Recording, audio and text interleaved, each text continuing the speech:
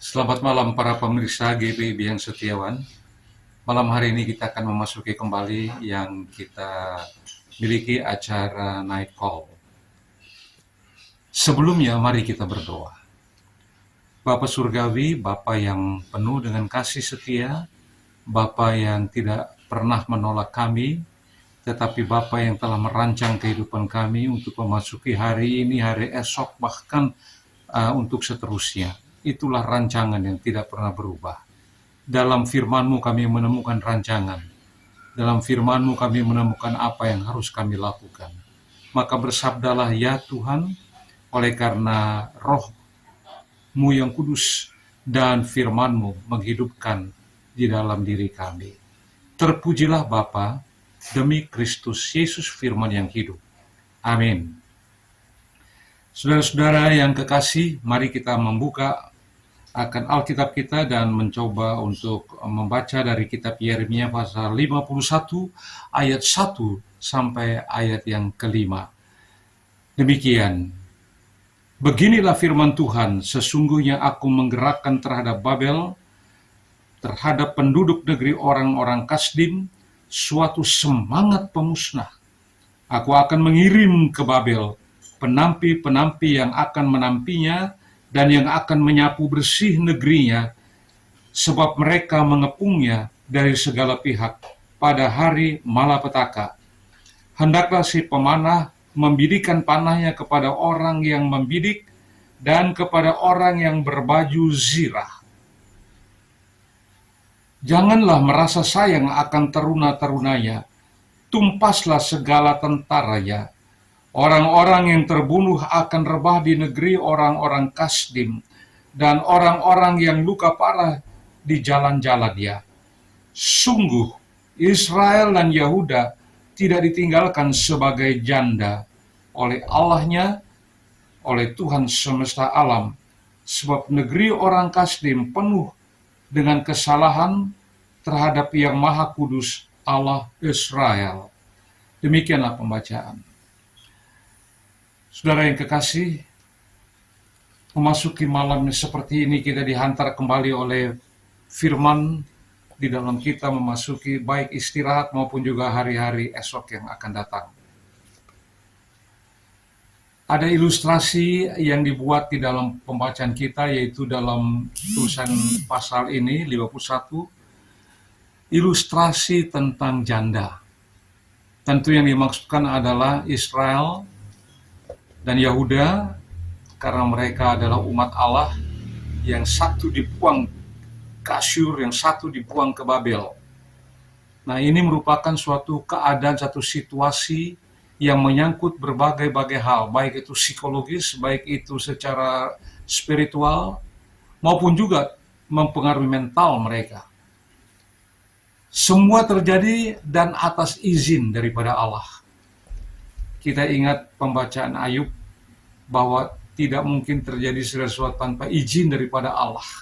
Dan kita juga memahami bahwa apa yang terjadi, meskipun keadaan itu adalah keadaan yang seringkali sulit secara mental, sulit secara spiritual, tetapi itu yang diizinkan oleh Allah untuk kita alami. Saudara-saudara, ilustrasi yang dimaksudkan tadi ada dalam ayat yang kelima tentang janda. Janda dipakai untuk istilah, untuk keadaan Israel dan Yehuda. Maksudnya adalah betapa kehidupan janda pada masa itu berbeda dengan kehidupan janda pada masa kini barangkali, karena tidak semuanya identik, tapi ada juga hal-hal yang sama, tapi ada juga hal-hal yang berbeda secara struktur. Misalnya, pada zaman dahulu, seorang janda mungkin tidak mendapatkan perhatian atau penghargaan yang terhormat karena dianggap lemah, dianggap tidak tahu apa-apa, sehingga membutuhkan perlindungan daripada suami. Sehingga bila mana orang bersuami pada masa itu lebih terhormat daripada janda-janda. Demikian juga dari segi warisan, dan itu sudah membudaya sehingga terjadilah satu atau semacam struktur sosial yang membuat dan menempatkan janda-janda pada situasi yang patut dikasihani.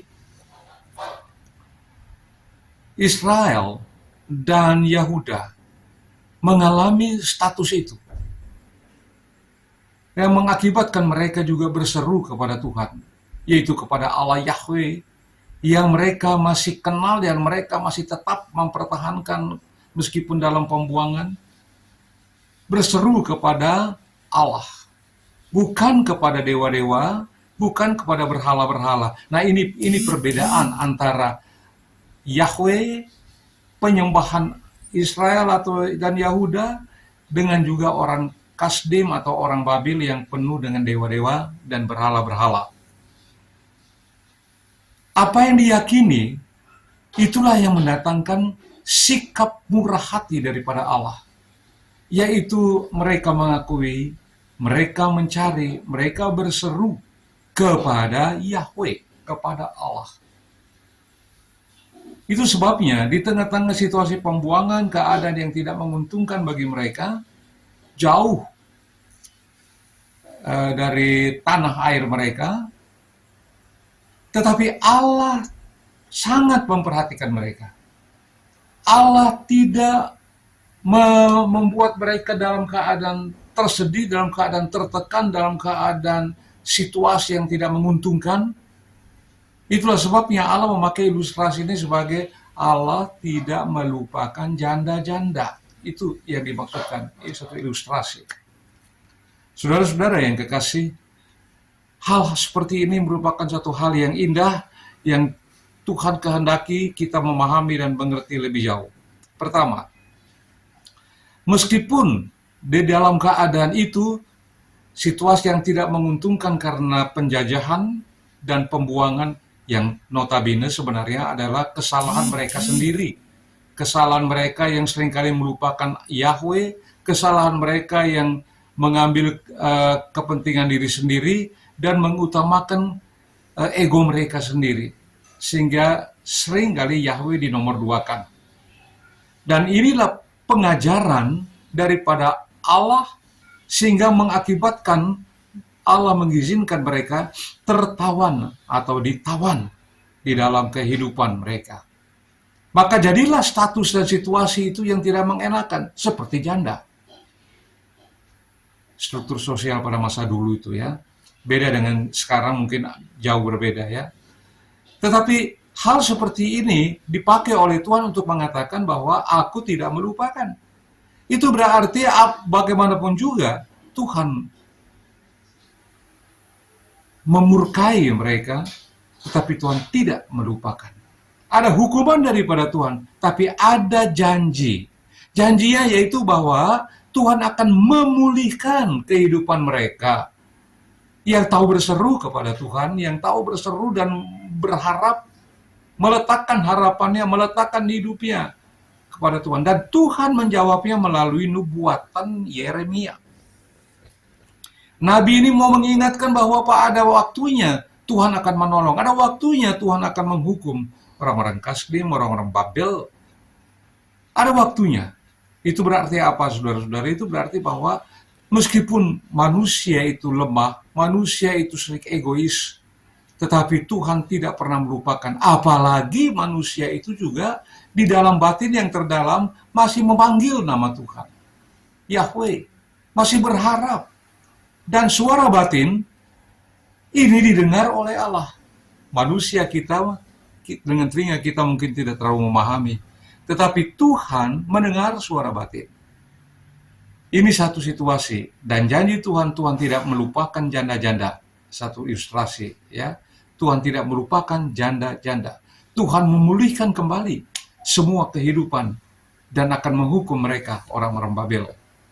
Dan ini terjadi beberapa waktu kemudian setelah nubuatan ini, sebagai penggenapan janji, baik berkat bagi bangsa Israel atau Yahuda, baik berkat untuk mereka yang berseru kepada Tuhan, tapi pada saat yang sama hukuman bagi orang-orang Babel ataupun juga orang Asyur. Maksudnya adalah untuk menyatakan bahwa akulah Tuhan semesta alam, tidak ada yang lain, tidak ada yang kedua, tidak ada yang sama dengan dia. Berhala tidak, dewa-dewa tidak. Saudara-saudara yang kekasih dalam Tuhan, yang kita mau lihat di sini adalah bahwa Tuhan menghendaki kita untuk memahami dengan ilustrasi. Meskipun ini hanya ilustrasi, saudara-saudara, tapi ada kebenaran di balik daripada ilustrasi janda itu. Kebenaran itu yang pertama kita mau katakan bahwa Tuhan menghendaki sebagaimana hati Tuhan mempedulikan janda.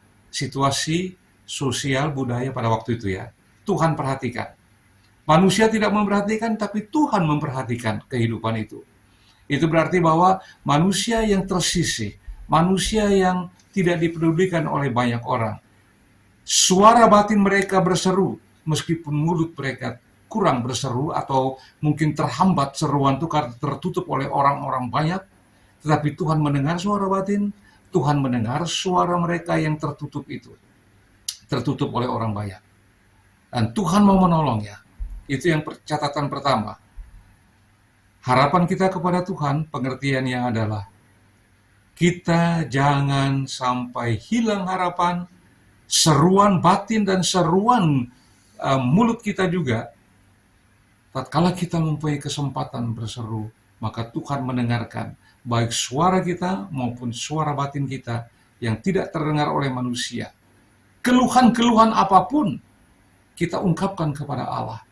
Yang mau dicatat di sini adalah bahwa jangan berpikir bahwa Tuhan itu Tuhan yang tidur, ya. Tapi Tuhan yang selalu mau mendengarkan kita. Sehingga kita harus membuang gaya berpikir yang mengatakan bahwa Tuhan tidak dengar kita, Tuhan melupakan kita, dan sebagainya. Sesungguhnya Tuhan ada dekat. Ini dibuktikan oleh pengalaman Ayub pada waktu itu, yang lalu itu. Itu catatan kedua. Yang ketiga, saudara-saudara, ini yang merupakan suatu hal yang penting bagi kita, yaitu begini. Meskipun ini hanya ilustrasi, tapi Tuhan mau mengajak kita melalui ilustrasi ini, pedulikanlah orang yang berseru batinnya, pedulikanlah orang yang hampa dalam kehidupannya, yang tidak mempunyai sejahtera, yaitu kesejahteraan kehidupan maksudnya, yang tidak mempunyai kemampuan atau harapan masa depan untuk melanjutkan kehidupan. Kecuali janda-janda itu menikah lagi. Nah, kepada orang-orang seperti ginilah Tuhan mempedulikan. Dan dengan kata lain, ilustrasi itu mau mengajak kita juga supaya kita juga mampu untuk menyampaikan kepedulian, simpati, empati kita kepada sesama kita yang hanya mempunyai suara batin karena mungkin suara bibirnya, suara di mulutnya tidak mampu lagi untuk berteriak karena tertutup dengan hal-hal yang lebih makro, yang lebih besar. Sehingga kadang-kadang ada orang berpikir, aduh, siapa saya? Saya mungkin terlalu lemah, saya mungkin terlalu tidak terlalu terpedulikan. Tetapi Allah dengan ilustrasi ini mau mengatakan bahwa justru hati Allah, marilah kita pegang, karena di situ kita juga bisa menolong orang lain, kita mempedulikan orang lain. Dan inilah sebabnya, saudara-saudara yang kekasih, Tuhan menghendaki kita dengan ilustrasi itu. Mari kita belajar menghidupi diri kita sendiri dengan peduli kepada orang lain. Di tengah-tengah situasi, di tengah-tengah keadaan, inilah keprihatinan, inilah kepedulian kita menghadapi situasi kekinian kita. Apapun yang kita hadapi, senang atau tidak senang, nyaman atau susah, tapi ada maksud di balik itu semua, yaitu untuk memahami, mengerti, sama seperti Ayub. Oleh karena itu, saudara-saudara, di tengah situasi kita sekarang, kita banyak menghadapi keadaan-keadaan yang sama seperti itu, yaitu keadaan yang susah. Orang mencari keadilan atau orang yang berbuat jahat, orang yang mengalami ketertindasan batin, atau ketertindasan fisik, dan lain sebagainya. Allah tahu. Mari kita mempunyai hati Allah, supaya kita juga memahami, mengerti, dan peka, sensitif terhadap situasi-situasi, khususnya manusia-manusia yang ada sekitar kita. Saudara-saudara, mungkin di gereja juga banyak yang demikian. Orang datang ke gereja menaikkan puji-pujian syukur, Dan kita melihat dia dengan senyum, dia juga senyum dan sebagainya. Tapi tahukah kita barangkali ada tangisan hati, tangisan batin yang ada di dalam diri mereka. Kepekaan ilustrasi ini, Yeremia ini, biarlah itu menjadi kepekaan bagi kita semua. Maka Tuhan memberkati kita. Amin. Mari kita masuk dalam doa. Di dalam kasih yang besar Tuhan, Engkau mengantar kami dalam kebersamaan jemaat-jemaat dalam gereja GPIB secara keseluruhan untuk melangkah lebih jauh di dalam kepedulian terhadap sesama kami, sesama warga gereja, sesama umat, sesama ciptaan yang Engkau memberikan juga kepada kami kepekaan untuk mengerti itu. Karena sesungguhnya tatkala kami peka untuk itu, kami belajar untuk memiliki hati Tuhan di dalam diri kami.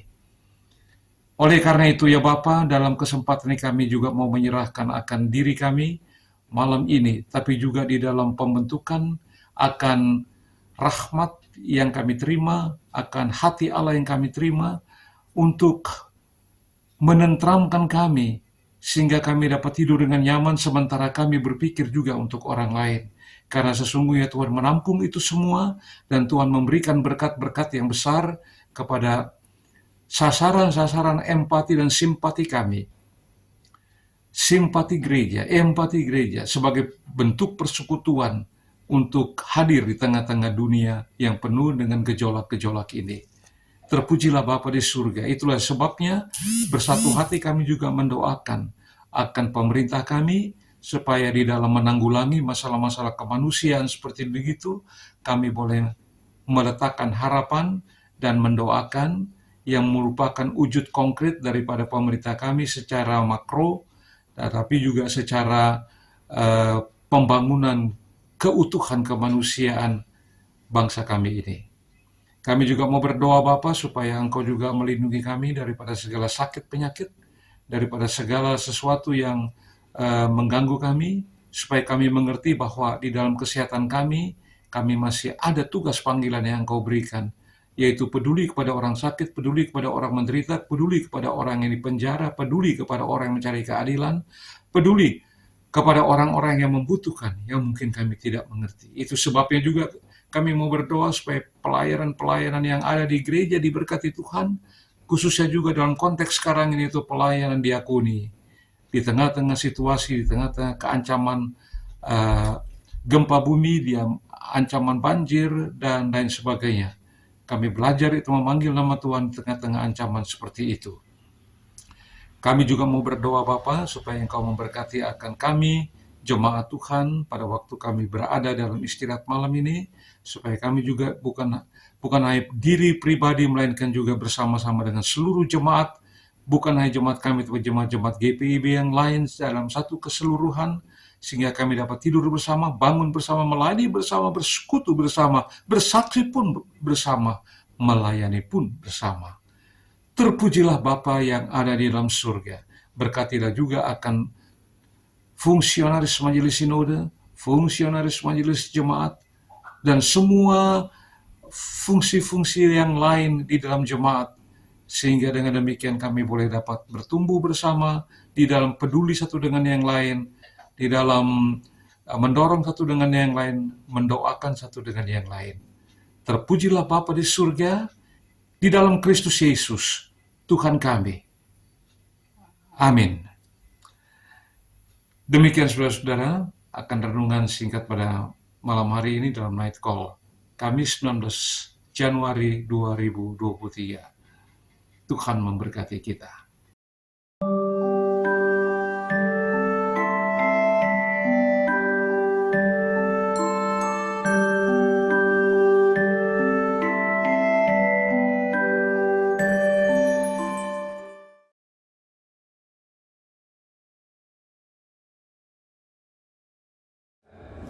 Shalom Sobat Taruna. Nah, sebentar lagi kita tahu kan, Bangsa Persekutuan Taruna GPIB akan memasuki usia yang ke-40 tahun. Nah, dalam rangka HUT KPT akan ada acara besar lingkup sinodal nih. Nah, bisa memimpinkan ada Kakak Ketua Dewan Persekutuan Taruna GPIB, Kak Valentino Sopacua, atau biasa dipanggil Kak Tino. Halo Kak Tino. Halo Kak Pinka. Gimana kabarnya Kak? Luar biasa. Luar biasa. Kak kan tahun depan nih, bulan Januari, LKPT kita akan ulang tahun ke-40. Betul. Kira-kira akan ada acara apa nih Kak? Katanya ada acara lingkup sinodal nih yang akan dilaksanakan. Betul Kak Pinka. Ya, berhubung memang bertepatan dengan usia yang genap 40 tahun, maka dari itu PLKPT tahun ini mendapat keistimewaan untuk melaksanakan acara lingkup sinodal. Setelah sekian lama kita melaksanakan ibadah HUT ini secara daring, kali ini kesempatan kita juga untuk melaksanakan kegiatan HUT dan juga Bible Talk Interview Nasional secara luring. Bisa diceritakan lebih lanjut nggak Kak? Ini Bible Talk ini temanya, terus nanti pelaksanaannya di mana, kapan Kak gitu? Baik, Bible Talk ini ya sesuai dengan namanya, tentunya akan ada kegiatan PA yang paling mendasar di sana. Ada beberapa sesi-sesi refleksi di hari-hari pertama dan kedua. Ada juga God Talent di situ, dan juga ada beberapa materi yang akan dibukakan oleh narabina di lingkup GPIB. Dilaksanakan di bulan Februari, tanggal 17 sampai 19. Kebetulan, puji Tuhan, Bupal Bali NTB bersedia untuk menjadi penyelenggara. Oleh karena itu, Bible Talk ini akan diselenggarakan di Seminyak Bali, tepatnya di Puri Shalom. Sekali lagi dari tanggal 17 sampai 19 Februari. Begitu Pak Pinka. Wah, menarik banget ya. Itu nggak sabar, dekat lagi ya Kak ya. Udah tinggal menjelang pelaksanaannya. Kira-kira apa sih yang menjadi tema inti pelaksanaan Bible Talk ini Kak? Ya, jadi tema inti sesuai dengan spirit beberapa program kita sebelumnya, yaitu You Are Not Alone. Kalau di antara adik-adik atau kakak lain masih ingat kita ada webinar You Are Not Alone, ini sebenarnya adalah kesinambungan atau benang merah dari acara tersebut. Namun kali ini kemasannya berbeda. Sesuai dengan namanya Bible Talk, kita akan memotivasi para pelayan, adik-adik teruna, bahkan dalam kesempatan ini orang tua untuk menggalakkan kegiatan pengenalan Alkitab bukan hanya di gereja, tetapi juga di rumah-rumah, sehingga ada kelompok-kelompok PA yang dibentuk setelah acara ini selesai diselenggarakan. Wah, pasti menarik banget ya Kak. 3 hari itu akan bermakna banget. Untuk orang tua juga ikut serta, yang pasti teruna dan kakak lain semua bisa ikut ya acara ini. Oke Kak, mungkin menjelang HUT kita ada pesan-pesan Kak? Ini khususnya buat teruna dan kakak lain menjelang HUT ke-40 LKPT. Ya, bagi adik-adik teruna dan pelayan teruna dimanapun berada, tetap semangat dalam pekerjaan Tuhan. Cintailah firman Tuhan, karena itu adalah bekal yang paling mendasar. Di tengah-tengah arus informasi yang tak terbendung ini, mari kita kembali ke Alkitab sebagai satu-satunya dasar atau satu-satunya referensi sumber kebenaran itu sendiri. Karena terlalu banyak referensi di luar sana, maka dari itu let's back to the Bible. Wah, udah jadi closing statement ya Kak Tino ya. Terima kasih banyak Kak Tino. Sama-sama Kak Pinka. Ayo adik-adik teruna kakak lain, bahkan juga orang tua di jemaat masing-masing, kita ikut partisipasi nih dalam kegiatan Bible Talk Intergenerational di Bali bulan Februari 2023. Pendaftaran sudah dibuka, bisa daftar dari sekarang. Ditunggu ya. Semuanya tetap bersemangat tanpa ragu-ragu. Semua teruna GPIB. Terima kasih. Terima kasih semuanya.